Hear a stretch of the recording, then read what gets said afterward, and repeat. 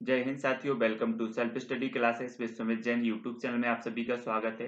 दोस्तों, आज की कक्षा मैराथन क्लास है और आज हम टॉप 100 प्रश्नों पर चर्चा करेंगे जो कि बाल विकास और शिक्षा शास्त्र से संबंधित होंगे। अगर वास्तव में आपकी तैयारी बहुत अच्छी है तो आप इन प्रश्नों के जवाब देकर अपनी तैयारी का मूल्यांकन कर सकते हैं, अपने आप को सुदृढ़ बना सकते हैं। ठीक है, तो लास्ट में आपको वीडियो के लास्ट में बताना भी है कि आपने कितने प्रश्न अटेंड किए हैं और कितने नंबर आपको मिले हैं, कितने प्रश्न आपने सही किए हैं। बहुत ही मस्त क्लास है और प्रश्न भी अच्छे लेवल के हैं, सरल प्रश्न भी हैं, कठिन भी हैं। तो सभी लोग वीडियो को लाइक जरूर करें और वीडियो को शेयर भी करना है। और निरंतर आपकी क्लास हो रही है बाल विकास की, रोज 2:30 बजे। तो आपको क्लास से जुड़ जाना है। शाम को 6:30 बजे पर्यावरण की क्लास होती है। ठीक है, तो वीडियो को लाइक और शेयर अवश्य करें दोस्तों। जो भी हमारे नए साथी हैं वो सब्सक्राइब कर लेना। ठीक है, स्टार्ट करते हैं दोस्तों आज का ये वीडियो। सबसे पहला प्रश्न है कि कोई वस्तु क्या है और हम उसके साथ कैसे व्यवहार करते हैं। इस विषय में उससे जुड़े मानसिक प्रतिरूप या विचार को क्या कहा जाता है। ठीक है, विकल्प एक है निर्माण, नेटवर्क, स्कीमा या फिर संरचना। तो 4 विकल्पों में से एक का चयन आपको करना है।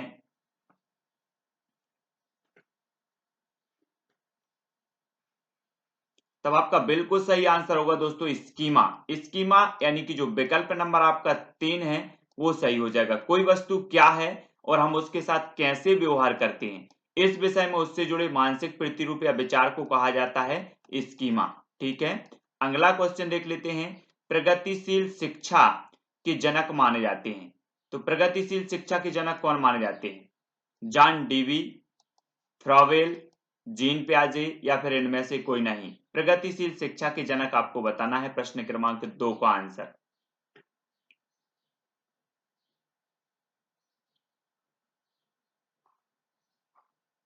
तब आपका बिल्कुल सही आंसर आया है जॉन डीवी, यानी कि जो विकल्प नंबर 1 है वो सही हो जाएगा। प्रगतिशील शिक्षा के जनक कौन है? जॉन डीवी साहब। 1 नंबर राइट हो जाएगा। ठीक है, अगला क्वेश्चन देख लेते हैं। प्याजे ने क्षमताओं और योग्यताओं को क्या नाम दिया है? प्याजे ने क्षमताओं और योग्यताओं को क्या नाम दिया है? स्कीमा, आत्मसातकरण, अहम केंद्र भाव या इनमें से कोई नहीं।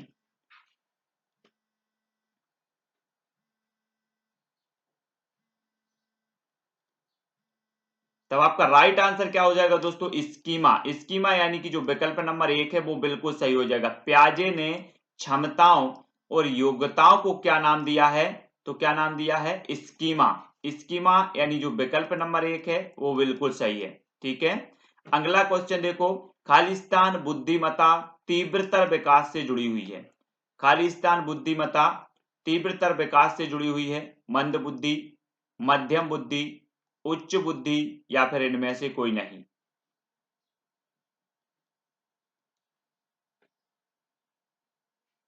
तब आपका बिल्कुल सही आंसर हो जाएगा उच्च बुद्धि। उच्च बुद्धि यानी कि विकल्प नंबर जो 3 है वो सही हो जाएगा, है ना। उच्च बुद्धिमत्ता तीव्रतर विकास से जुड़ी हुई है। ठीक है, प्रश्न क्रमांक 4 का आपका विकल्प नंबर जो 3 है वो बिल्कुल सही यहां पर हो जाएगा। अगला क्वेश्चन देख लेते हैं दोस्तों। अधिगम सिद्धांत माता पिता की भूमिका को उनके बच्चे के जो है विकास में कैसे चिह्नित करते हैं? अधिगम सिद्धांत माता पिता की भूमिका को उनके बच्चे के विकास में कैसे चिह्नित करते हैं? प्रशिक्षकों के रूप में, शिक्षकों के रूप में, भागीदारों के रूप में या फिर समर्थकों के रूप में। प्रश्न क्रमांक 5 का उत्तर हमें लिखना है यहां पर।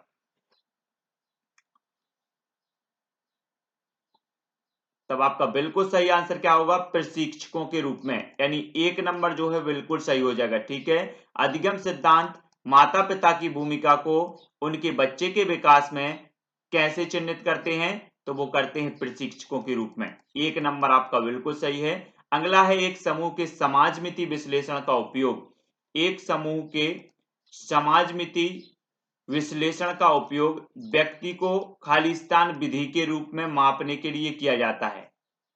तो किस विधि के रूप में मापने के लिए किया जाता है? प्रेक्षण, वस्तुनिष्ठ, व्यक्तिनिष्ठ या इनमें से कोई नहीं।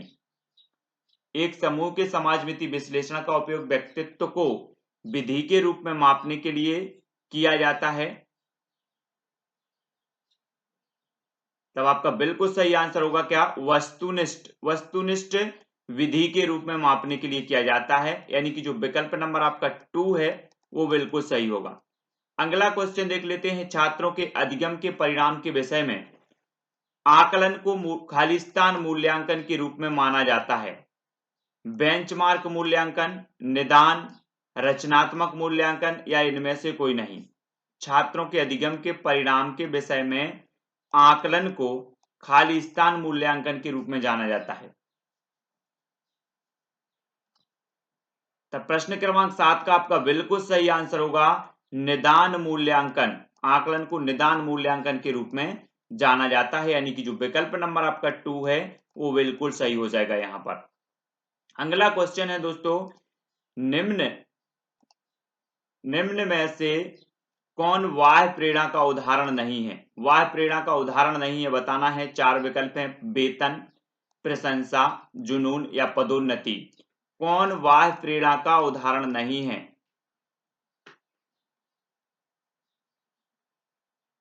जब आपका बिल्कुल सही आंसर होगा जुनून। जुनून यानी कि विकल्प नंबर जो 3 है वो बिल्कुल सही है, बाह्य प्रेरणा का उदाहरण नहीं है। ठीक है, वेतन, प्रशंसा और पदोन्नति ये बाह्य प्रेरणा के उदाहरण है, जबकि जुनून नहीं है। ठीक है, अगला क्वेश्चन देख लेते हैं, निम्न में से कौन सा सिद्धांत इस समझ को संदर्भित करता है कि वस्तुएं तब भी मौजूद रहती हैं जब उन्हें देखा या अनुभव नहीं किया जा सकता?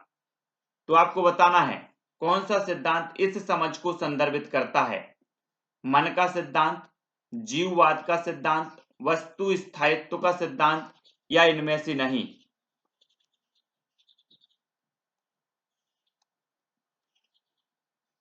तब आपका बिल्कुल सही आंसर होगा वस्तु स्थायित्व का सिद्धांत जो है इस समझ को संदर्भित करता है कि वस्तुएं तब भी मौजूद रहती हैं जब उन्हें देखा या अनुभव नहीं किया जा सकता। एक काय का सिद्धांत है वस्तु स्थायित्व, यानी जो विकल्प नंबर आपका 3 है वो बिल्कुल सही होगा। ठीक है, अगला क्वेश्चन देखो, थांडाई के प्रयत्न एवं त्रुटि सिद्धांत ने खालिस्तान के महत्व पर जोर दिया है। तो कौन से महत्व पर दिया है? थांडाई का प्रयत्न एवं त्रुटि का सिद्धांत आपने पढ़ा है। कभी कभी ऐसा भी पूछा जाता है कि प्रयत्न एवं त्रुटि का सिद्धांत किसने दिया है, तब आपका उत्तर होता है थांडाइक ने। लेकिन प्रयत्न एवं त्रुटि के सिद्धांत ने किस पर महत्व दिया है? प्रेरणा पर दिया है, पुरस्कार पर दिया है, प्रशंसा पर या फिर दंड पर? प्रश्न क्रमांक 9।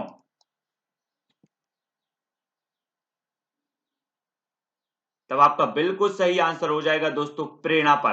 काय पर दिया है? थांडाई का जो प्रयत्न एवं त्रुटि का सिद्धांत है इन्होंने प्रेरणा पर महत्व दिया है। अगला क्वेश्चन देख लेते हैं, दंड और प्रोत्साहन के घटक हैं व्यवहारवाद सिद्धांत, मानवतावाद सिद्धांत, डिजाइन आधारित अनुसंधान विधि या संयोजकता का सिद्धांत। दंड और प्रोत्साहन के घटक हैं तो कौन है? प्रश्न क्रमांक 10।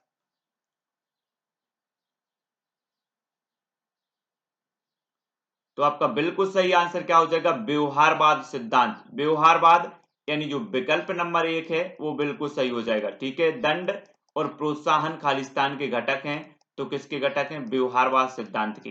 1 नंबर आपका बिल्कुल सही है।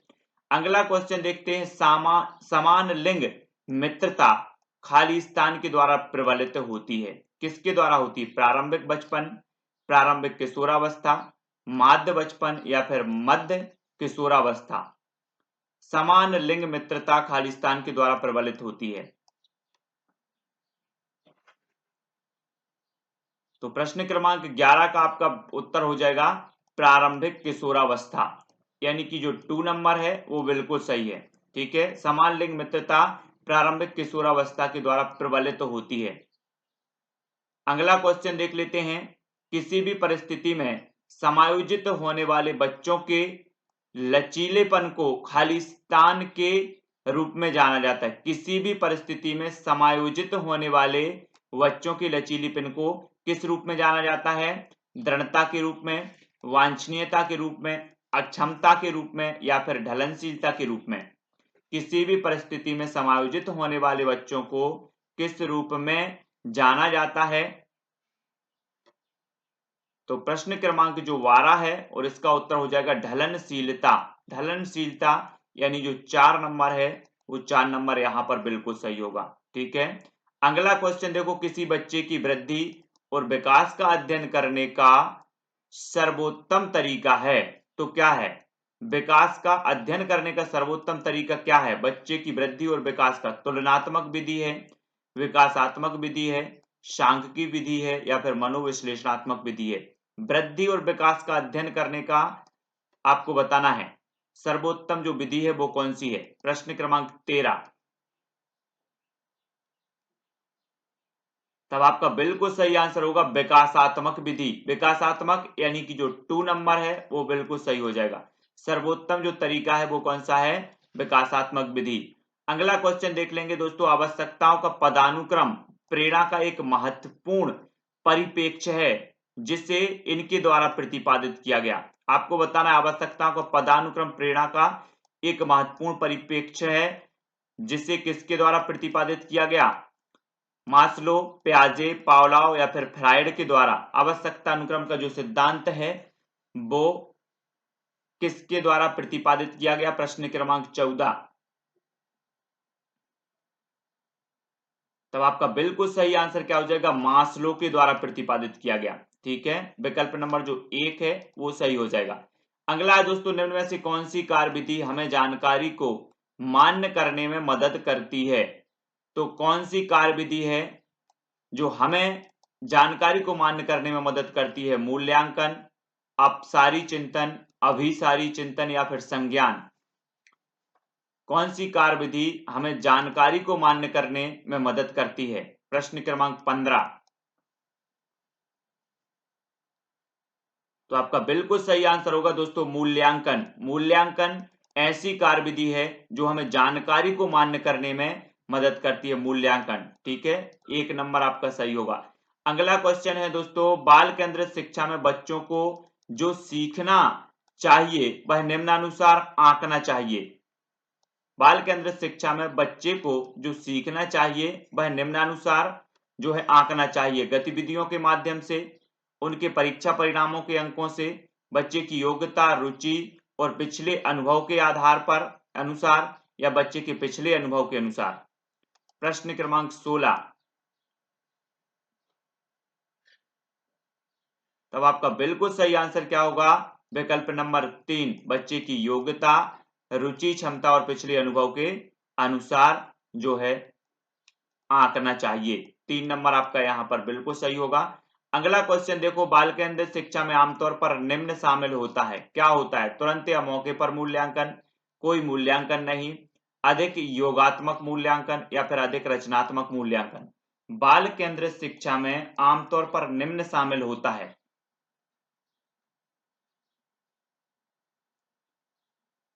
तब आपका बिल्कुल सही आंसर आया है अधिक रचनात्मक मूल्यांकन, यानी जो विकल्प नंबर आपका 4 है वो सही हो जाएगा। बाल केंद्रित शिक्षा में आमतौर पर क्या शामिल होता है? अधिक रचनात्मक मूल्यांकन, 4 नंबर। ठीक है, अगला क्वेश्चन देख लेते हैं। शब्द सामंजस्य किससे संबंधित है? व्यक्तित्व से, मनोवृत्ति से, बुद्धि से या फिर प्रेरणा से? शब्द सामंजस्य किससे संबंधित है?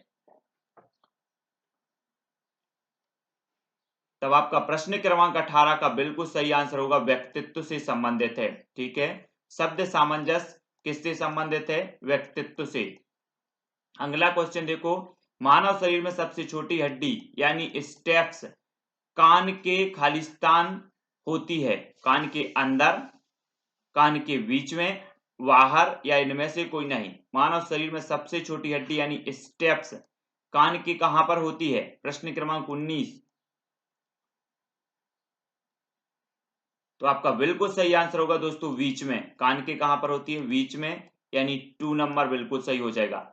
अगला क्वेश्चन देखो, बुद्धिमत्ता और पर्यावरण। बुद्धिमत्ता खालिस्तान और पर्यावरण दोनों का एक उत्पाद है। संस्कृति का, समुदाय का, आनुवांशिकता या फिर समाज का? बुद्धिमत्ता, खालिस्तान और पर्यावरण दोनों का एक उत्पाद है। किसका उत्पाद है?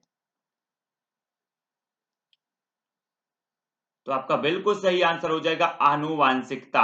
ठीक है, आनुवांशिकता का जो है उत्पाद है। बुद्धिमत्ता खालिस्तान और पर्यावरण दोनों का उत्पाद है, तो किसका? बुद्धिमत्ता, आनुवांशिकता और पर्यावरण दोनों का उत्पाद है। ठीक है, तो यहां पर हमने 20 प्रश्न देखे दोस्तों। अब आपको जो है एक प्रश्न बताना है। कौन सा? प्रयास एवं त्रुटि का सिद्धांत किसने दिया? जल्दी से आप कमेंट में लिखना है एक क्वेश्चन, प्रयास एवं त्रुटि का सिद्धांत किसने दिया? ठीक। भाषा विकास में यूनिवर्सल ग्रामर के सिद्धांत को किसने पेश किया? आपके चार विकल्प हैं, पियाजे, वाइगोत्स्की, स्किनर या फिर चॉम्स्की।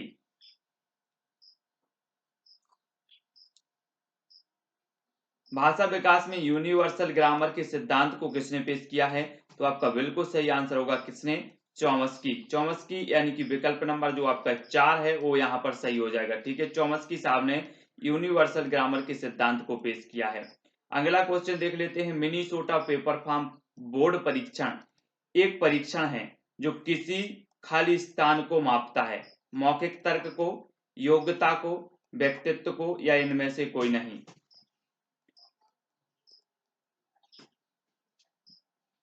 तो मिनीसोटा पेपर फार्म बोर्ड परीक्षण एक परीक्षण है जो किसकी योग्यता को मापता है, किसे मापता है? तो वो मापता है योग्यता। योग्यता यानी कि जो विकल्प नंबर आपका 2 है वो यहाँ पर सही हो जाएगा। ठीक है, योग्यता को मापता है, 2 नंबर बिल्कुल राइट आंसर है। अगला क्वेश्चन देखेंगे। क्लासिकल कंडीशनिंग चिर प्रतिष्ठित प्रानुकूलन या शास्त्रीय अनुबंधन निम्न में से किसके द्वारा विकसित किया गया? बंडूरा के द्वारा, पावलाव के द्वारा, कोहलर या फिर पियाजे के द्वारा। चार विकल्प हैं। क्लासिकल कंडीशनिंग, चिर प्रतिष्ठित प्रानुकूलन या शास्त्रीय अनुबंधन निम्न में से किसके द्वारा विकसित किया गया? आपको बताना है। तब आपका क्या हो जाएगा उत्तर? चार विकल्प में से एक का चयन करना है, बंडूरा, पावलाव, कोहलर, पियाजे। तो आपका बिल्कुल सही आंसर होगा पावलाव। पावलाव यानी कि जो विकल्प नंबर आपका 2 है वो यहाँ पर सही हो जाएगा। ठीक है, क्लासिकल कंडीशनिंग निम्न में से किसके द्वारा विकसित किया गया? तो वो पावलाव के द्वारा विकसित किया गया। 2 नंबर आपका यहाँ पर बिल्कुल सही होगा। अगला क्वेश्चन है। मूर्तिकारों में किस प्रकार की बुद्धिमत्ता होती है? प्रकृतिवादी होती है, स्थानिक होती है, अंतर्वैयक्तिक या फिर इनमें से कोई नहीं। तो ये क्वेश्चन कई बार पूछा गया है, मूर्तिकारों में किस प्रकार की बुद्धिमत्ता होती है? तब आपका बिल्कुल और सही आंसर हो जाएगा दोस्तों स्थानिक। मूर्तिकारों में किस प्रकार की बुद्धि होती है? स्थानिक, यानी कि 2 नंबर आपका बिल्कुल सही होगा यहाँ पर। ठीक है, अगला प्रश्न देख लेते हैं। प्रारंभिक अवस्था में शिशु अत्यधिक केंद्रित होते हैं, तो किस पर केंद्रित होते हैं? बहिर्मुखी, निस्वार्थ, स्वकेंद्रित या फिर परोपकारी। प्रारंभिक अवस्था में शिशु अत्यधिक केंद्रित होते हैं किस पर? प्रश्न क्रमांक 5। तो आपका बिल्कुल सही आंसर होगा स्वकेंद्रित। स्वकेंद्रित होते हैं प्रारंभिक अवस्था में जो शिशु होते हैं वो कैसे होते हैं? स्वकेंद्रित, यानी जो विकल्प नंबर आपका 3 है वो सही हो जाएगा। अपने अपने सभी लोग देखते जाएं किस पर कितने क्वेश्चन भर रहे हैं और लास्ट में जरूर बताना है सभी लोगों को। और एक क्वेश्चन मैं दूंगा लास्ट में जिसका उत्तर आपको ही बताना है। अगला क्वेश्चन है। पारंपरिक रूप से मास्लो के सिद्धांत में कितने प्रकार की आवश्यकताओं को वर्णित किया गया है? पारंपरिक रूप से मास्लो के सिद्धांत में कितने प्रकार की आवश्यकताओं को वर्णित किया गया है? 2 प्रकार की, 5 प्रकार की, 6 प्रकार की या फिर 3 प्रकार की। तो पारंपरिक रूप से मास्लो के सिद्धांत में कितने प्रकार की आवश्यकताओं को वर्णित किया गया? प्रश्न क्रमांक 6। तब आपका बिल्कुल राइट आंसर हो जाएगा दोस्तों 5 प्रकार की। 5 यानी जो विकल्प नंबर 2 है वो सही हो जाएगा। पारंपरिक रूप से मास्लो के सिद्धांत में 5 प्रकार की आवश्यकताओं का वर्णन किया गया है, वर्णित किया गया है। ठीक है, अगला क्वेश्चन देखो। एक बहिर्मुखी बच्चा कैसा होगा? कैसा होगा? आपके आंतरिक मस्तिष्क से चिंतन को प्रवृत्त करे, सिर्फ निरीक्षण करे, अधिक चिंतन और बातचीत कम करे या फिर तीव्र वातावरण में रहना पसंद करे। एक बहिर्मुखी बच्चा, आपने देखे होंगे बहिर्मुखी बच्चा और अंतर्मुखी बच्चा, ये सभी प्रकार के बच्चे होते हैं। और इसमें बहिर्मुखी बच्चे की बात हो रही है और ये 4 लक्षण यहाँ पर दिए हैं, किस प्रकार का होगा? प्रश्न क्रमांक 7 का उत्तर। तो आपका बिल्कुल सही आंसर होगा तीव्र वातावरण में रहना पसंद करे। तीव्र वातावरण यानी जो 4 नंबर है वो यहाँ पर सही हो जाएगा। बहिर्मुखी बच्चा जो होगा वो तीव्र वातावरण में रहना पसंद करे, 4 नंबर आपका बिल्कुल सही हो जाएगा। व्यक्तित्व, पर्सनालिटी किस भाषा से लिया गया है? यूनानी से, लैटिन से, जर्मन या इनमें से कोई नहीं। ये क्वेश्चन कई बार पूछा गया है आपको। पर्सनालिटी शब्द जो है ये किस भाषा से लिया गया? व्यक्तित्व। प्रश्न क्रमांक 8। तब आपका बिल्कुल राइट आंसर क्या हो जाएगा, लैटिन। लैटिन यानी कि विकल्प नंबर 2, ठीक है, लैटिन भाषा से लिया गया है। 2 नंबर आपका बिल्कुल सही हो जाएगा। अगला क्वेश्चन देखो, स्मृति को निम्न विधि से मापा जाता है। किस विधि से मापा जाता है, पुनरुत्पादन विधि से, साक्षात्कार विधि से, अवलोकन विधि या प्रयोग विधि से। स्मृति को किस विधि से मापा जाता है, प्रश्न क्रमांक 9।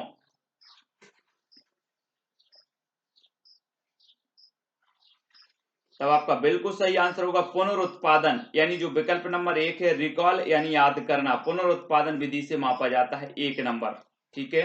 अगला है, किसी की आनुवंशिकता खालिस्तान के समय पर निर्धारित की जाती है, परिपक्वता के समय पर, गर्भधारण के समय पर, विकास के समय पर या जन्म के समय पर। किसी की आनुवंशिकता खालिस्तान के समय पर निर्धारित की जाती है, प्रश्न क्रमांक 10।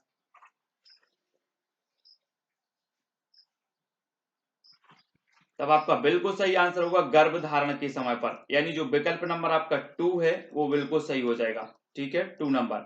अगला क्वेश्चन देखो, सामाजिक अधिगम सिद्धांत इनके द्वारा प्रस्तावित किया गया, किनके द्वारा, फ्रॉइड के द्वारा, वंडूरा के द्वारा, स्किनर के द्वारा या फिर पावलाव के द्वारा। सामाजिक अधिगम सिद्धांत किसके द्वारा प्रस्तावित किया गया, प्रश्न क्रमांक 11।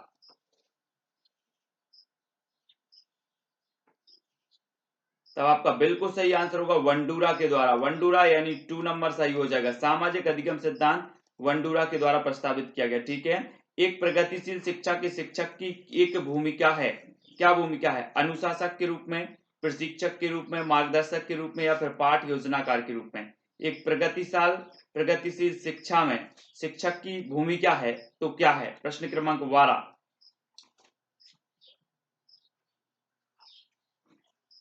तब आपका बिल्कुल सही आंसर होगा मार्गदर्शक के रूप में, यानी कि जो विकल्प नंबर आपका 3 है वो सही हो जाएगा। एक प्रगतिशील शिक्षा में शिक्षक की भूमिका मार्गदर्शक के रूप में होगी, 3 नंबर, ठीक है।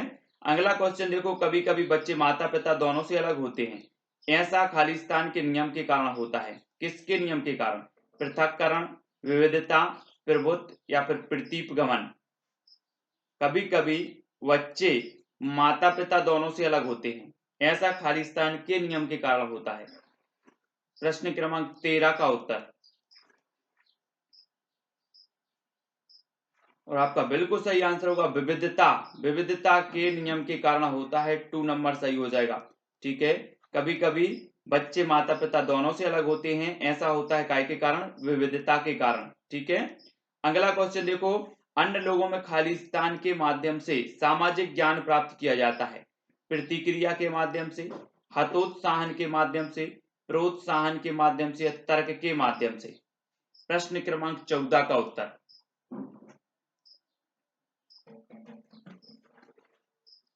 तब आपका बिल्कुल सही आंसर होगा प्रतिक्रिया, यानी कि फीडबैक के माध्यम से, ठीक है। फीडबैक के माध्यम से जो है अन्य लोगों में फीडबैक के माध्यम से सामाजिक ज्ञान प्राप्त किया जाता है, यानी कि जो विकल्प नंबर आपका 1 है वो यहाँ पर सही होगा।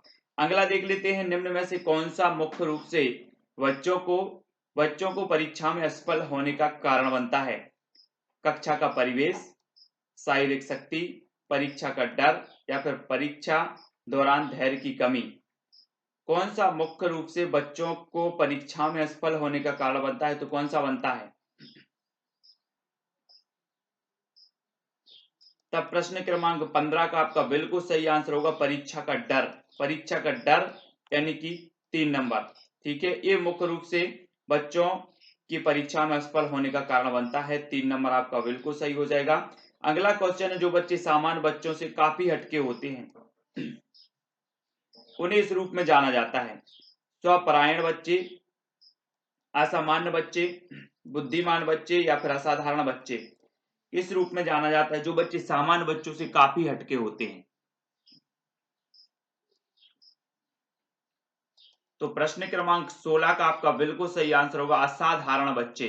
असाधारण यानी 4 नंबर आपका सही हो जाएगा, ठीक है। जो बच्चे सामान्य बच्चों से काफी हटके होते हैं उन्हें जाना जाता है असाधारण बच्चे के रूप में, 4 नंबर। अगला क्वेश्चन है दोस्तों आपका, बालक का विकास प्रारंभ होता है जन्म से पूर्व, गर्भावस्था से या फिर गर्भावस्था से पूर्व। बालक का विकास प्रारंभ होता है तो कब से होता है, प्रश्न क्रमांक 7 का आंसर।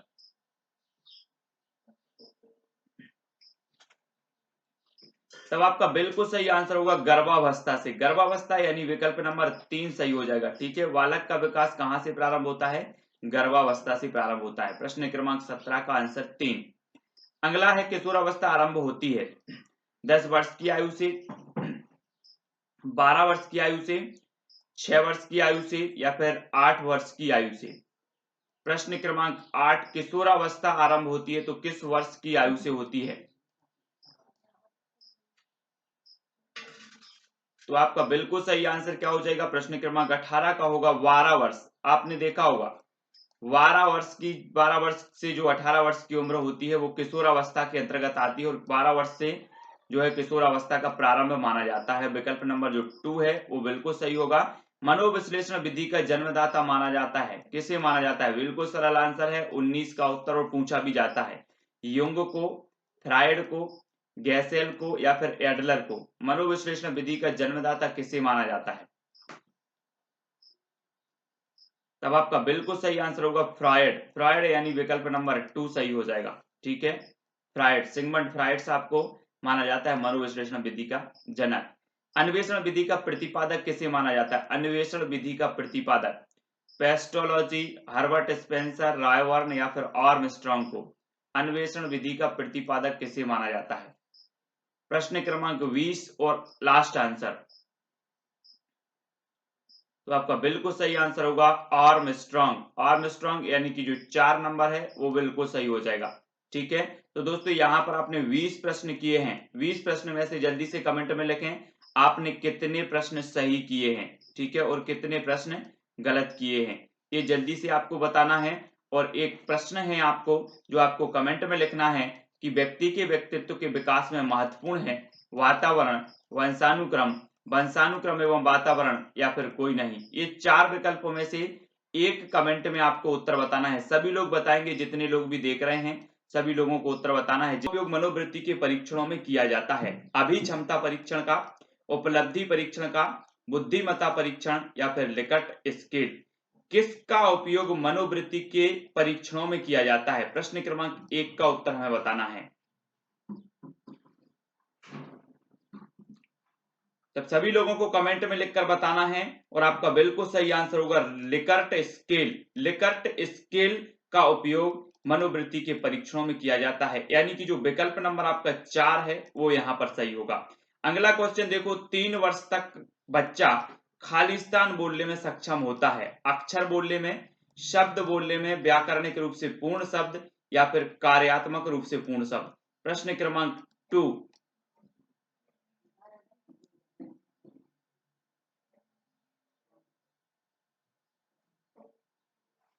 तब आपका बिल्कुल सही आंसर होगा कार्यात्मक रूप से पूर्ण शब्द, यानी कि जो 4 नंबर है वो बिल्कुल सही हो जाएगा।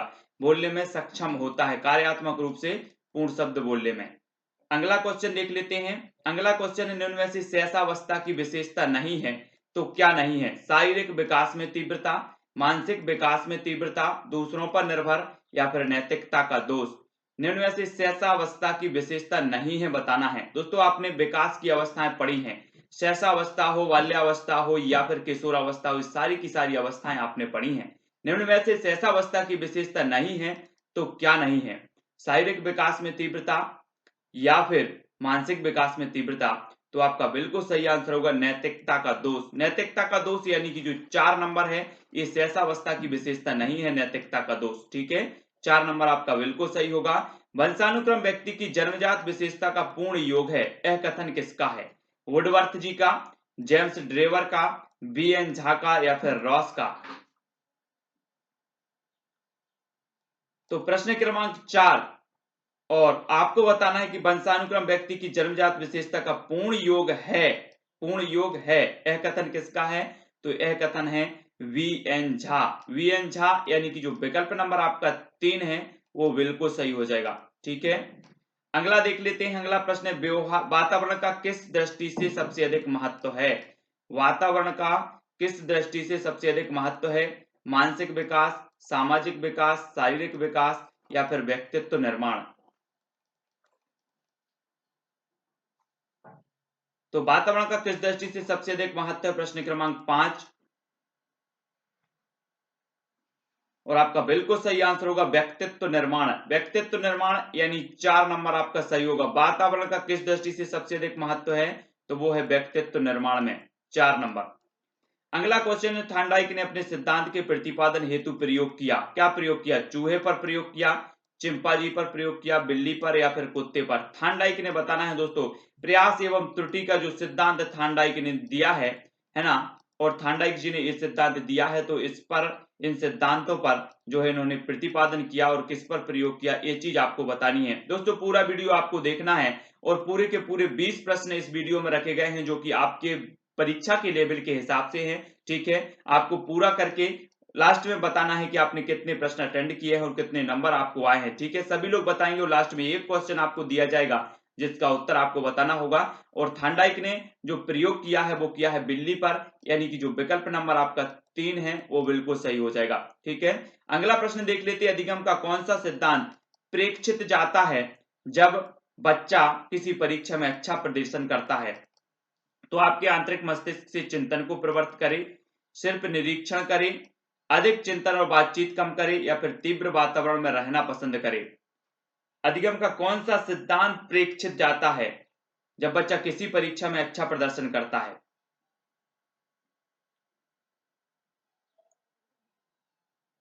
तो आपका बिल्कुल सही आंसर होगा तीव्र वातावरण में रहना पसंद करे, यानी कि जो 4 नंबर है वो बिल्कुल सही हो जाएगा। ठीक है ना? और हमने अभी पढ़ा था कि जो बहिर व्यक्तित्व के धनी होते हैं, है ना, जिसमें बहिर अंतर्दर्शन और बहिर्दर्शन, ये 2 प्रकार के जो हमने व्यक्तित्व पढ़े थे। ये बहिर्दर्शन में भी देखा था कि तीव्र वातावरण में रहना पसंद करे। वहीं अधिगम का कौन सा सिद्धांत प्रेक्षित जाता है जब बच्चा परीक्षा में अच्छा प्रदर्शन करे, और 4 नंबर यहाँ पर आपका बिल्कुल सही हो जाएगा। अगला है, बाल मनोविज्ञान के अनुसार शिक्षा के क्षेत्र में मुख्य स्थान है, तो बालक का है, अध्यापक का है, अभिभावक का है, या इनमें से कोई नहीं? बाल मनोविज्ञान के अनुसार शिक्षा के क्षेत्र में मुख्य स्थान किसका है? प्रश्न क्रमांक 8 का उत्तर बताना है।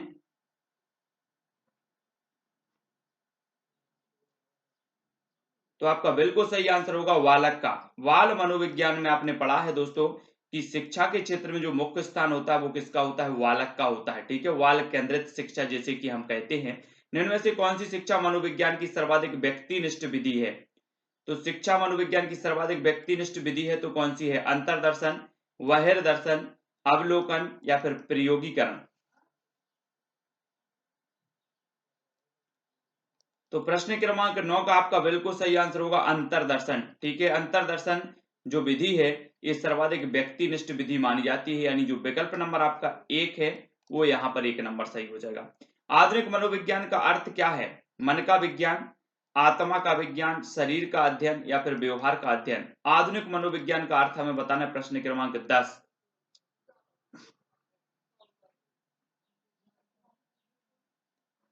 तब आपका बिल्कुल सही आंसर क्या होगा? व्यवहार का अध्ययन। व्यवहार का अध्ययन यानी 4 नंबर। ठीक है, आधुनिक मनोविज्ञान का जो अर्थ है वो क्या है? व्यवहार का अध्ययन।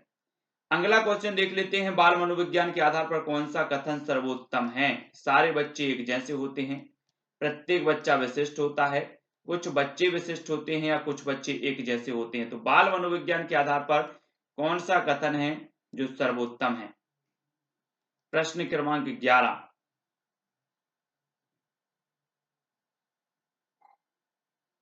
तो आपका बिल्कुल सही आंसर क्या होगा? प्रत्येक बच्चा विशिष्ट है, यानी 2 नंबर आपका बिल्कुल सही हो जाएगा। ठीक है, प्रत्येक बच्चा विशिष्ट है, 2 नंबर। बाल मनोविज्ञान के आधार पर कौन सा कथन सर्वोत्तम है? प्रत्येक बच्चा विशिष्ट है। आनुवंशिकता की इकाई क्या है? युग्मनज, जीन, निषेचित कोशिका, या फिर क्रोमोसोम? आनुवंशिकता की इकाई बताना है। प्रश्न क्रमांक 12।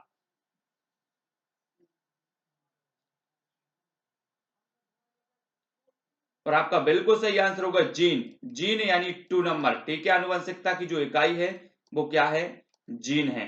ठीक है, 2 नंबर। अगला देख लेते हैं दोस्तों, एक छात्र जो अंक अर्जित करने के लिए कार्य पूरा करता है वह इससे प्रेरित होता है। किससे प्रेरित होता है? आवश्यकताओं को जानना, आंतरिक कारक, बाहरी कारक, या फिर महारत लक्ष्य? एक छात्र जो अंक अर्जित करने के लिए कार्य पूरा करता है वह इससे प्रेरित होता है। प्रश्न क्रमांक 13 का आंसर बताना है हमें।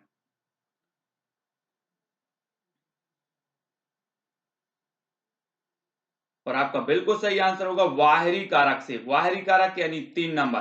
ठीक है, एक छात्र जो अंक अर्जित करने के लिए कार्य पूरा करता है वह किससे प्रेरित होता है? बाहरी कारक से प्रेरित होता है। 3 नंबर आपका बिल्कुल सही हो जाएगा। अगला क्वेश्चन है, कौन सा सिद्धांत अराजकता, नेटवर्क और जटिलता एवं आत्म संगठन सिद्धांतों द्वारा खोजे गए सिद्धांतों को एकीकृत करता है? तो कौन सा सिद्धांत है? संज्ञानात्मक सिद्धांत, संयोजनवाद सिद्धांत, व्यवहारवाद सिद्धांत या फिर मानवतावाद सिद्धांत? कौन सा सिद्धांत है जो अराजकता, नेटवर्क और जटिलता एवं आत्म संगठन सिद्धांतों द्वारा खोजे गए सिद्धांतों को एकीकृत करता है? प्रश्न क्रमांक 14।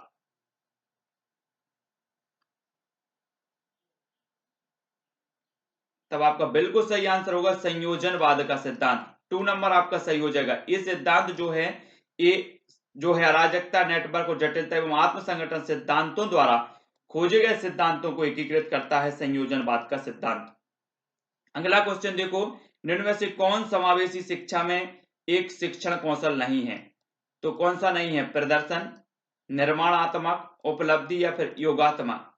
समावेशी शिक्षा आप लोग जानते होंगे, वर्तमान में प्रचलित जो शिक्षा है वो समावेशी शिक्षा, और समावेशी शिक्षा में एक शिक्षण कौशल नहीं है। यहाँ 4 विकल्प में से एक का चयन करने को हमें कहा गया है। और आपका बिल्कुल सही आंसर होगा निर्माणात्मक। निर्माणात्मक यानी कि 2 नंबर सही हो जाएगा। ठीक है, निर्माणात्मक जो है कौशल नहीं है, विकल्प नंबर 2। अगला क्वेश्चन है, पियाजे की संज्ञानात्मक विकास के सिद्धांत की अंतिम अवस्था कौन सी है? आपने पता होगा दोस्तों कि पियाजे साहब ने संज्ञानात्मक विकास की जो अवस्थाएं बताई हैं, उन अवस्थाओं में हमें अंतिम अवस्था बताना है। औपचारिक संक्रियात्मक अवस्था, पूर्व संक्रियात्मक अवस्था, मूर्त संक्रियात्मक अवस्था या संवेदी पेशीय अवस्था? अंतिम अवस्था कौन सी है? ये इन्होंने 4 अवस्थाएं बताई हैं संज्ञानात्मक विकास के सिद्धांत की, और सबसे पहली जो अवस्था इन्होंने संवेदी पेशी अवस्था बताई है, लेकिन आपको अंतिम अवस्था बतानी है, और अंतिम अवस्था हो जाएगी कौन सी? औपचारिक संक्रियात्मक अवस्था। यानी कि जो विकल्प नंबर 1 है वो बिल्कुल सही हो जाएगा। औपचारिक संक्रियात्मक अवस्था ये संज्ञानात्मक विकास के सिद्धांत की अंतिम अवस्था मानी जाती है। अगला देख लेते हैं। अगला प्रश्न, निम्न में से कौन बच्चों को एक समाज में रहने के लिए सीखने में सबसे महत्वपूर्ण है? तो कौन है? व्यक्तिगत कार्यों पर काम करना, सहयोग से काम करना, पुरस्कार के लिए काम करना या फिर एकांत में काम करना? कौन बच्चों को एक समाज में रहने के लिए सीखने में सबसे महत्वपूर्ण है? तो कौन है? प्रश्न क्रमांक 17 का उत्तर हमें बताना है।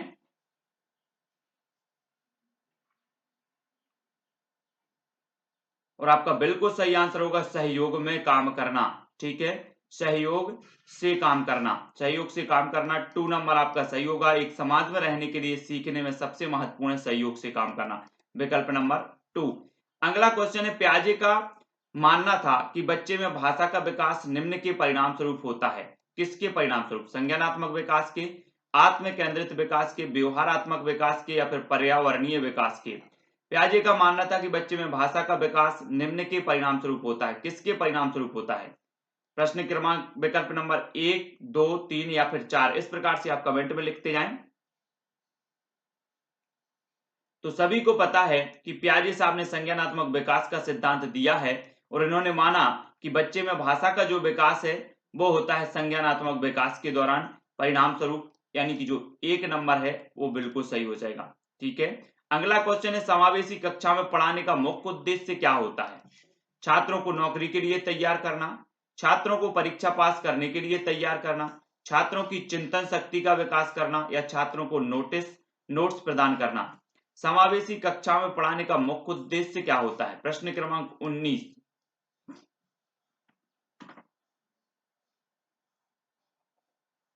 और आपका बिल्कुल सही आंसर होगा छात्रों की चिंतन शक्ति का विकास करना। प्रश्न विकल्प उत्तर नंबर जो है 3 सही हो जाएगा। छात्रों की चिंतन शक्ति का विकास करना समावेशी कक्षा में पढ़ाने का उद्देश्य होता है।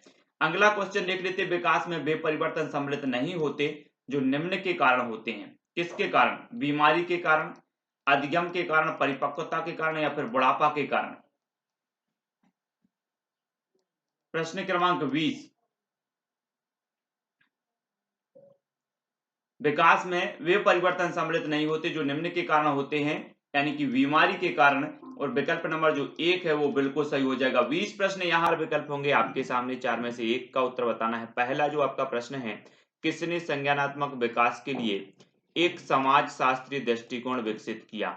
तो किसने किया? 4 विकल्प आपके हैं, वाइगोत्स्की, जीन पियाजे, एरिक्सन या फिर जेराम ब्रूनर ने।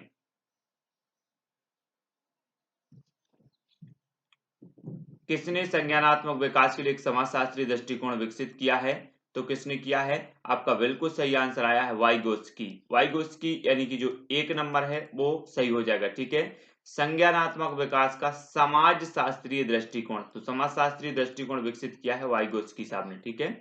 अगला क्वेश्चन देख लेते हैं, एरिक्सन ने किस प्रकार के विकास के सिद्धांत का प्रतिपादन किया है? एरिक्सन साहब ने संज्ञानात्मक सिद्धांत, अधिगम सिद्धांत, मनोलैंगिक सिद्धांत या फिर मनोसामाजिक सिद्धांत। एरिक्सन साहब ने किस प्रकार के विकास के सिद्धांत का प्रतिपादन किया?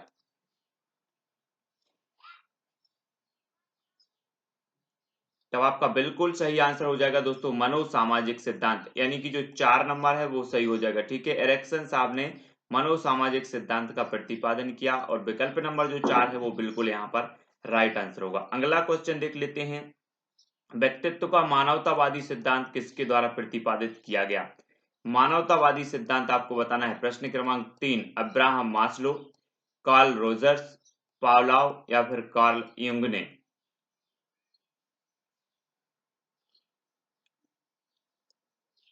तब आपका बिल्कुल सही आंसर क्या होगा? अब्राहम मास्लो, यानी कि जो विकल्प नंबर 1 है वो बिल्कुल सही हो जाएगा, ठीक है। व्यक्तित्व का जो मानवतावादी सिद्धांत प्रतिपादन किया है वो किया है मास्लो साहब ने, ठीक है।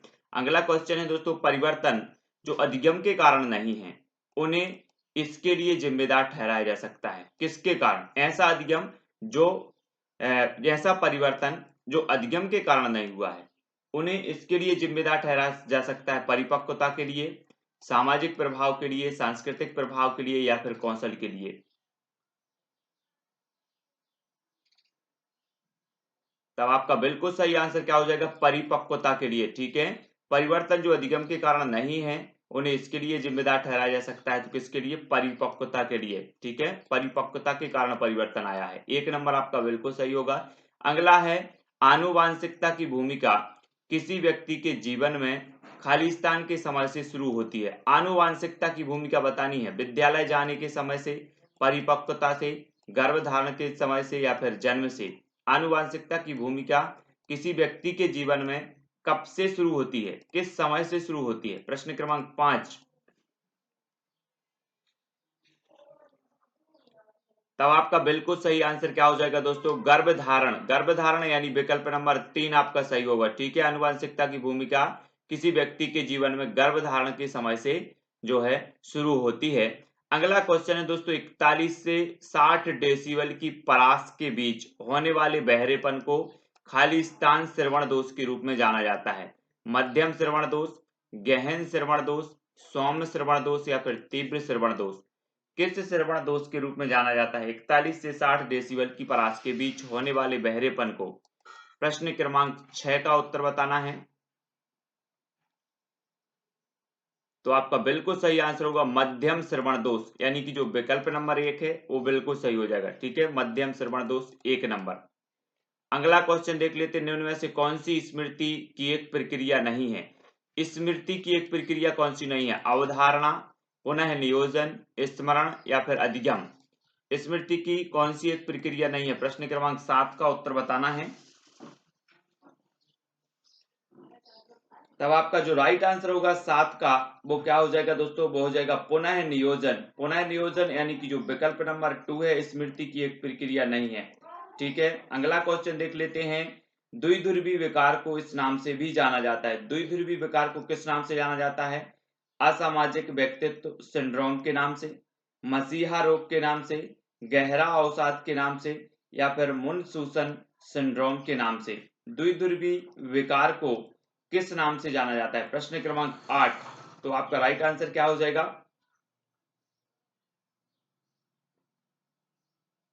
तब आपका बिल्कुल सही आंसर होगा दोस्तों गहरा अवसाद। गहरा अवसाद यानी कि जो विकल्प नंबर 3 है, द्विध्रुवी विकार को जाना जाता है गहरा अवसाद के नाम से। अगला क्वेश्चन देख लेते हैं, शर्म तथा गर्व जैसी भावना का विकास किस अवस्था में होता है? शैशवावस्था में, बाल्यावस्था में, किशोरावस्था या फिर वृद्धावस्था में?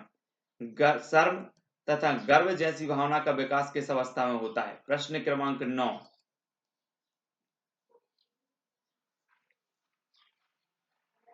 तब आपका बिल्कुल सही आंसर होगा बाल्यावस्था। बाल्यावस्था यानी कि विकल्प नंबर 2 सही हो जाएगा।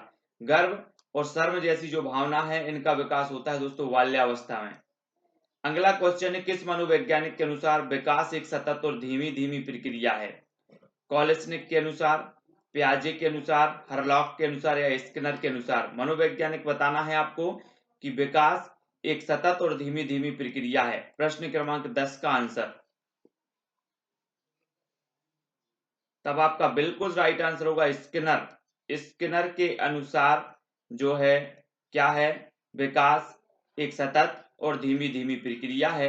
और आपका बिल्कुल सही नंबर 4 बिल्कुल सही हो जाएगा। अगला क्वेश्चन देखो, निम्न में से कौन सा सूक्ष्म गतिक कौशल का उदाहरण है? सूक्ष्म गतिक कौशल का उदाहरण हमें बताना है, चढ़ना, खुदकना, लिखना या फिर दौड़ना। सूक्ष्म गतिक कौशल का उदाहरण कौन सा है? प्रश्न क्रमांक 11। और आपका राइट आंसर क्या होगा 11 का? तो आपका बिल्कुल और सही आंसर जो हो जाएगा वो हो जाएगा दोस्तों लिखना। लिखना यानी विकल्प नंबर 3 इस सूक्ष्म गतिक कौशल का उदाहरण माना जाएगा, लिखना। और 3 नंबर आपका बिल्कुल सही होगा।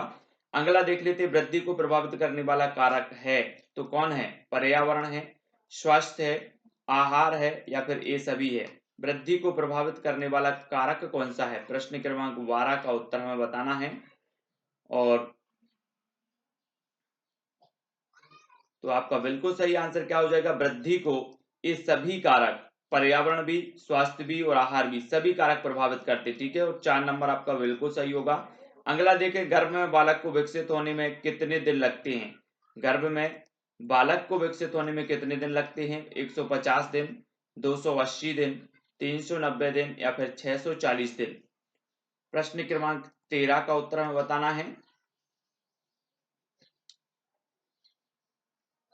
और आपका बिल्कुल सही आंसर हो जाएगा 280 दिन, यानी 2 नंबर सही होगा। ठीक है, विकल्प नंबर 2 आपका बिल्कुल सही हो जाएगा। वीर पूजा की भावना जागृत होती है किशोरावस्था में, बाल्यावस्था में, प्रौढ़ावस्था या इनमें से कोई नहीं? किस वीर पूजा की भावना कब जागृत होती है? प्रश्न क्रमांक 14। और आपका बिल्कुल सही आंसर हो जाएगा किशोरावस्था। किशोरावस्था यानी कि 1 नंबर सही हो जाएगा। वीर पूजा की भावना जागृत होती है किशोरावस्था में, 1 नंबर बिल्कुल सही है। अगला देख लेते हैं, निम्न में से कौन सी विशेषता परिपक्वता को अधिगम से अलग करती है? तो कौन सी विशेषता करती है? यह एक स्वाभाविक प्रक्रिया है, यह अभ्यास पर निर्भर करती है, यह प्रेरकों पर निर्भर करती है, यह जीवन पर्यंत चलने वाली प्रक्रिया है? कौन सी विशेषता परिपक्वता को अधिगम से अलग करती है? प्रश्न क्रमांक 15।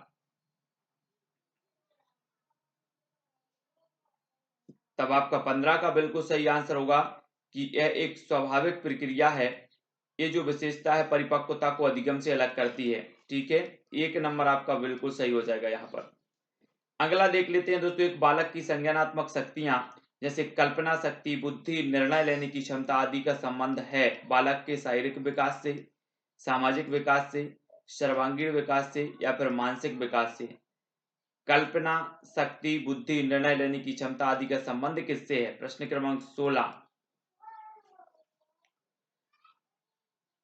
तब आपका बिल्कुल सटीक आंसर होगा मानसिक विकास से। मानसिक यानी 4 नंबर सही हो जाएगा। ठीक है, मानसिक विकास से एक बालक की संज्ञानात्मक शक्तियां जैसे कल्पना शक्ति, बुद्धि, निर्णय लेने की क्षमता आदि का संबंध जो है वो कैसे है? मानसिक विकास से है। अगला प्रश्न देख लेते हैं, सहपाठियों का दबाव जब सबसे अधिक प्रभाव डालता है, सहपाठियों का दबाव जब सबसे अधिक प्रभाव डालता है कब?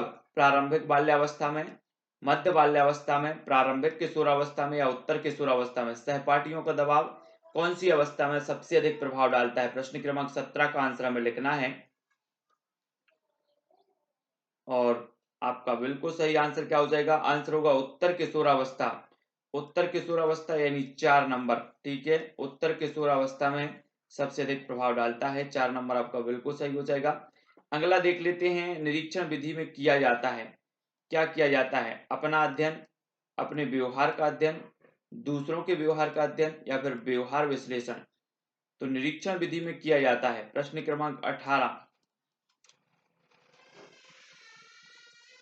तब आपका बिल्कुल और सटीक जो आंसर होगा दोस्तों वो होगा दूसरों के व्यवहार का अध्ययन, यानी 3 नंबर आपका यहाँ पर सही हो जाएगा। निरीक्षण विधि में दूसरों के व्यवहार का अध्ययन किया जाता है। ठीक है, अब दोस्तों आपको पूरे क्वेश्चन अच्छे से करना है और लास्ट में बताना भी है कि आपने कितने प्रश्न किए हैं और कितने आपने सही किए। ठीक है, मानव व्यक्तित्व के मनोलैंगिक विकास को निम्न में किसने महत्व दिया था? मानव व्यक्तित्व के मनोलैंगिक विकास को किसने महत्व दिया था? कमोनियस ने, हॉल ने, फ्रायड ने या फिर हॉलिंगबर्थ ने? मानव व्यक्तित्व के मनोलैंगिक विकास को किसने महत्व दिया? प्रश्न क्रमांक 19 का आंसर बताना है। तब आपका बिल्कुल राइट आंसर होगा मनोलैंगिक विकास को महत्व देने वाले जो हैं वो कौन है? फ्रायड महोदय, यानी 3 नंबर। ठीक है, सिगमंड फ्रायड साहब ने महत्व दिया है इसमें। अगला क्वेश्चन देख लेते हैं। आनुवंशिकता को खालिस्तान सामाजिक संरचना माना जाता है? गत्यात्मक, स्थिर, प्राथमिक या फिर गौण? तो आनुवंशिकता को किस प्रकार की सामाजिक संरचना माना जाता है? प्रश्न क्रमांक 20 का उत्तर हमें बताना है। गत्यात्मक सामाजिक संरचना है, स्थिर है, प्राथमिक है या फिर गौण है?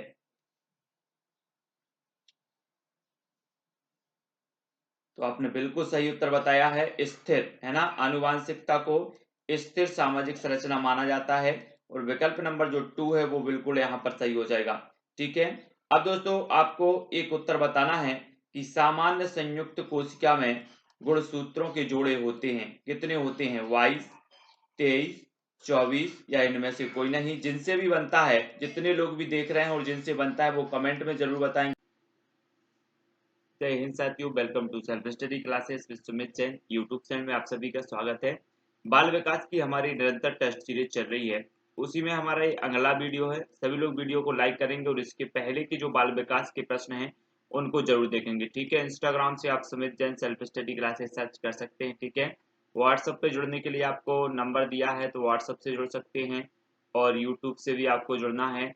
साथ ही फेसबुक से जुड़ने के लिए सुमित जैन सर्च करना है और टेलीग्राम से जुड़ने के लिए सुमित जैन और ट्विटर से जुड़ने के लिए सुमित जैन, टेलीग्राम ग्रुप से जुड़ने के लिए IAS स्टडी ट्रिक आपको सर्च करना है। ठीक है दोस्तों, सभी लोग वीडियो को इस प्रकार के सब्सक्राइब का बटन पर क्लिक करेंगे, ऑल बेल आइकन को दबा पर और कल क्लिक करना है। ठीक है, तो स्टार्ट करते हैं दोस्तों। आज का ये वीडियो आपको 4 विकल्प यहाँ पर दिए जाएंगे, 4 में से एक का उत्तर बताना होगा। आपका पहला जो प्रश्न है कि एक पाठ्य पुस्तक ने लड़कों को बुद्धिमान और प्रमुख पात्र जबकि लड़कियों को नम्र और भावनात्मक रूप से चित्रित किया, एक खालिस्तान का उदाहरण है। किसका उदाहरण है? लिंग रूढ़िवादिता का, लिंग भेद का, लिंग समरूपता का या लिंग संवेदनशीलता का? एक पाठ्य पुस्तक ने लड़कों को बुद्धिमान और प्रमुख पात्र जबकि लड़कियों को नम्र और भावनात्मक रूप से चित्रित किया, एक खालिस्तान का उदाहरण है। किसका उदाहरण है? प्रश्न क्रमांक 1। तब आपका बिल्कुल सही आंसर क्या होगा? लिंग रूढ़िवादिता, यानी कि जो 1 नंबर है वो बिल्कुल यहाँ पर सही हो जाएगा, लिंग रूढ़िवादिता। अगला क्वेश्चन दोस्तों, एक निश्चित दूरी के बाद 2 समानांतर रेलवे लाइनों की ट्रैक मिलती हुई दिखाई पड़ती है। ठीक है, ट्रैक मिलती हुई दिखाई पड़ती है, इसका एक उदाहरण है, क्या है? मिलर लॉयर भ्रम, परिदृश्य भ्रम, गति भ्रम या फिर दृष्टि भ्रम? प्रश्न क्रमांक 2 में उत्तर बताना है कि एक निश्चित दूरी के बाद 2 समानांतर रेलवे लाइनों की ट्रैक मिलती हुई दिखाई पड़ती है, इसका एक उदाहरण क्या है? तब आपका बिल्कुल सही आंसर होगा दोस्तों परिदृश्य भ्रम, यानी विकल्प नंबर जो 2 है वो यहाँ पर सही हो जाएगा। ठीक है, अगला क्वेश्चन है अंध संस्मरण कहलाता है, क्या कहलाता है? अर्थपूर्ण अधिगम, रटने द्वारा अधिगम, पुनरावृत्ति या फिर शाश्वत पाठ? अंध स्मरण कहलाता है तो क्या कहलाता है? प्रश्न क्रमांक 3, अंध स्मरण क्या कहलाता है? तब आपका बिल्कुल सही आंसर क्या हो जाएगा? रटने द्वारा अधिगम, रटने द्वारा जो अधिगम है अंध स्मरण कहलाता है। ठीक है, विकल्प नंबर जो 2 है वो बिल्कुल आपका सही होगा। अगला देखो, व्यवहारवादियों द्वारा प्रयुक्त अध्ययन की पद्धति थी, व्यवहारवादियों द्वारा प्रयुक्त अध्ययन की पद्धति कौन सी थी? सर्वेक्षण, आत्मनिरीक्षण, केस स्टडी या फिर अवलोकन? कौन सी थी? व्यवहारवादी सिद्धांतकार जो माने जाते हैं, व्यवहारवादी माने जाते हैं, उनके द्वारा अध्ययन की पद्धति थी तो कौन सी थी? प्रश्न क्रमांक 4। और राइट आंसर आपका हो जाएगा अवलोकन। अवलोकन यानी 4 नंबर आपका बिल्कुल सही हो जाएगा। ठीक है, 4 नंबर। अगला देख लेते हैं। धर्म जिससे व्यक्तिगत बच्चा संबंधित होता है वह खालिस्तान का हिस्सा है। धर्म जिससे व्यक्तिगत बच्चा संबंधित होता है वह खालिस्तान का हिस्सा है। वंशानुगतता का, प्रसव पूर्व पर्यावरण का, सामाजिक पर्यावरण का या भौतिक पर्यावरण का, किसका हिस्सा है? प्रश्न क्रमांक 5 का उत्तर बताना है। तब आपका बिल्कुल सही आंसर होगा सामाजिक पर्यावरण, यानी जो विकल्प नंबर 3 है वो यहाँ पर सही हो जाएगा। ठीक है, सामाजिक पर्यावरण का हिस्सा है। अगला देखो, व्यक्तित्व परीक्षण निम्न में से होना चाहिए। लिंग पक्षपाती, अधिक से अधिक प्रश्न वाला, विश्वसनीय और वैध या फिर नवाचारी। तो व्यक्तित्व परीक्षण निम्न में से होना चाहिए। प्रश्न क्रमांक 6 का उत्तर बताना है। तो आपका बिल्कुल सही आंसर होगा विश्वसनीय और वैध होना चाहिए। 3 नंबर आपका सही हो जाएगा। ठीक है, अगला क्वेश्चन देख लेते हैं। निम्न में से डाल्टन प्लान में नहीं है तो क्या नहीं है? स्वयं सीखना, समय सारणी, सहयोग या फिर स्वतंत्रता। डाल्टन प्लान में नहीं है,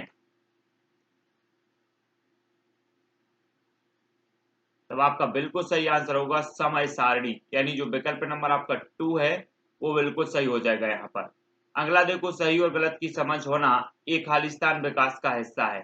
कौन से विकास का है? सांस्कृतिक विकास का, सामाजिक विकास का, नैतिक विकास का या व्यवसायिक विकास का।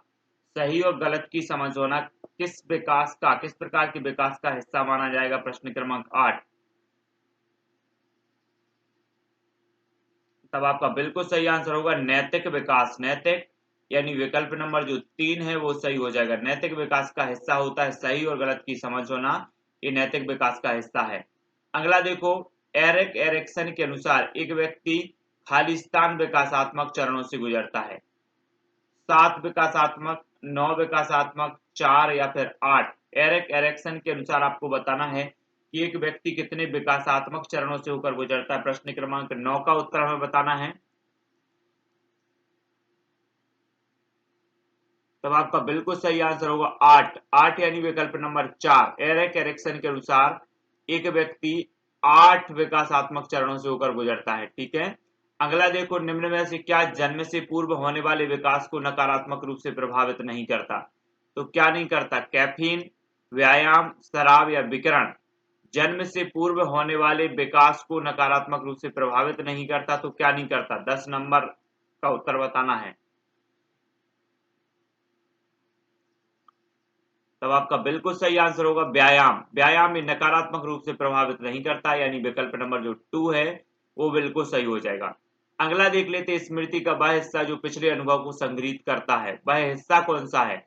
स्मृति का वह हिस्सा जो पिछले अनुभव को संग्रहित करता है क्या कहलाता है? प्रक्रियात्मक स्मृति, प्रासंगिक स्मृति, अर्थ स्मृति या गैर घोषणात्मक स्मृति।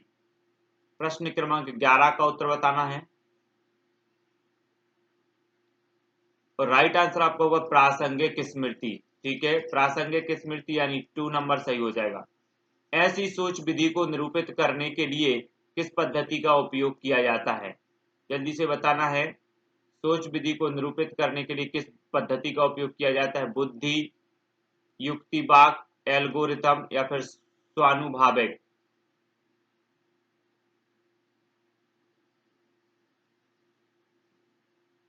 तो आपका बिल्कुल सही आंसर होगा स्वानुभाविक। स्वानुभाविक यानी कि जो विकल्प नंबर 4 है वो सही हो जाएगा। ठीक है, 4 नंबर। अगला क्वेश्चन देख लेते हैं, सामाजिक परिवर्तन का सर्वाधिक कार्यकारी कारक क्या है? परिवर्तन, सामाजिक परिवर्तन का सर्वाधिक कार्यकारी कारक बताना है। धर्म, शिक्षा, सरकार या फिर जाति। तो आपका बिल्कुल सही आंसर होगा सामाजिक परिवर्तन का सर्वाधिक कार्यकारी जो कारक होगा वो कौन सी होगा? शिक्षा, यानी विकल्प नंबर 2 जो है वो बिल्कुल सही हो जाएगा। अगला है, बच्चे दुनिया के बारे में अपनी समझ का सृजन करते हैं, इसका श्रेय खालिस्तान को जाता है। किसको जाता है? पावलोव, कोहलबर्ग, स्किनर या फिर पियाजे। बच्चे दुनिया के बारे में अपनी समझ का सृजन करते, इसका श्रेय किसे जाता है? प्रश्न क्रमांक 14 और उत्तर आपका होगा प्याजे। इसका जो श्रेय जाता है वो प्याजे साहब को जाता है। ठीक है, 4 नंबर बिल्कुल सही हो जाएगा। वाइगोत्स्की के सिद्धांत में विकास के निम्न में से कौन से पहलू की उपेक्षा होती है? तो कौन से पहलू की उपेक्षा होती है वाइगोत्स्की के सिद्धांत में? सांस्कृतिक पहलू की, जैविक पहलू की, सामाजिक या परिभाषाई पहलू की? प्रश्न क्रमांक 15 का उत्तर हमें लिखना है।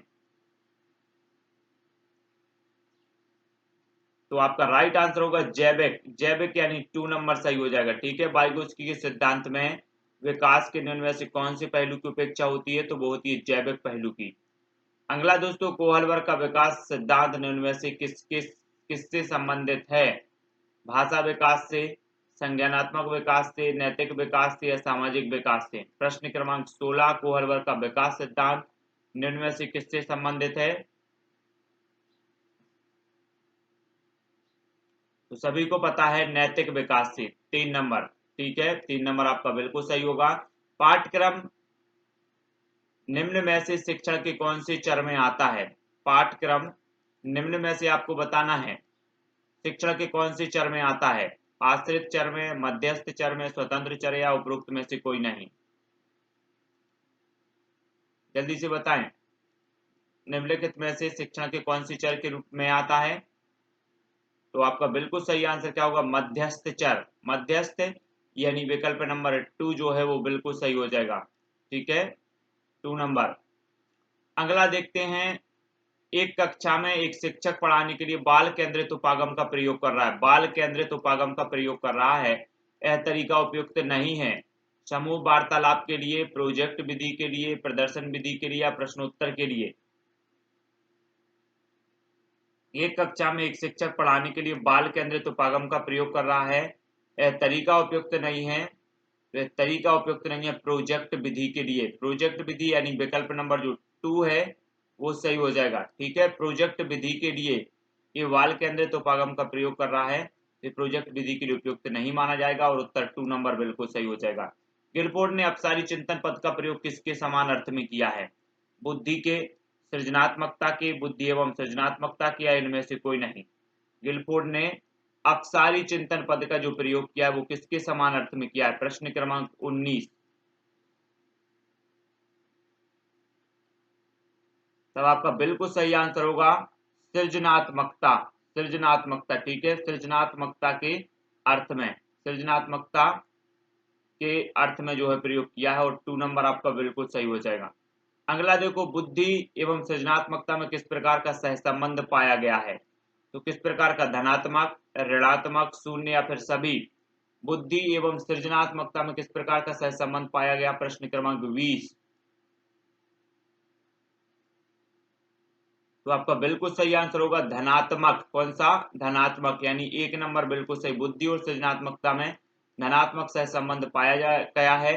ठीक है, और 1 नंबर आपका बिल्कुल सही हो जाएगा। 20 प्रश्न आपने अटेंड किए हैं, 20 में से आपने कितने बने हैं आपसे?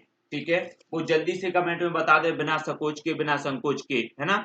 और अगला जो क्वेश्चन है जो आपको कमेंट में बताना है, बुद्धि की स्पीयरमैन परिभाषा में कारक जी है? आनुवांशिक बुद्धि, उत्पादक बुद्धि, सामान्य बुद्धि या फिर विशिष्ट बुद्धि? बुद्धि की स्पीयरमैन परिभाषा में आपको जी कारक बताना है। कारक जी क्या है? प्रश्न क्रमांक 21 का उत्तर आपने पढ़े हैं तो जल्दी से कमेंट में आपको लिखना है और वीडियो कैसा लगा कमेंट के माध्यम से बताना है। वीडियो को शेयर करना है। एमपी टेट वाले, रीट, सीटीईटी, जो भी बाल विकास, बाल मनोविज्ञान से संबंधित परीक्षा है उनके लिए बेहद महत्वपूर्ण है।